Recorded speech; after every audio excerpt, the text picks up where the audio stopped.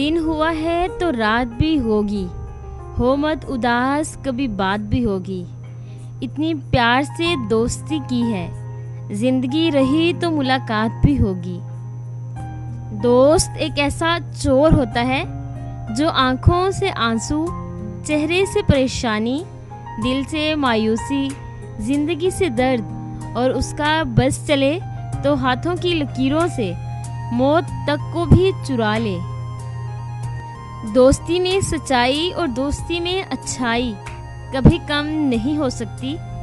दिल तो मोहब्बत तोड़ती है, हम तो सच्चे दोस्त हैं, सिर्फ दिल जोड़ते हैं। जो आसानी से मिले वो धोखा, जो मुश्किल से मिले वो है इज्जत, जो दिल से मिले वो है प्यार, जो नसीब से मिले वो है दोस्त। कितनी छोटी सी दुनिया है मेरी, एक मैं हूँ और एक दोस्ती तेरी। दोस्ती कभी खास लोगों से नहीं होती, जिनसे हो जाती है वही लोग खास बन जाते हैं। किसी पर भरोसा करो तो आखिरी सांस तक करो, या तो एक अच्छा दोस्त पाओगे या तो एक अच्छा सबक। एक साल में 50 दोस्त बनाना आम सी बात है, मगर 50 साल तक एक ही दोस्त से दोस्ती निभाना खास बात है। दोस्ती तो बच्चे ही कर सकते हैं, बड़े तो समझौते और सौदाबाजी करते हैं।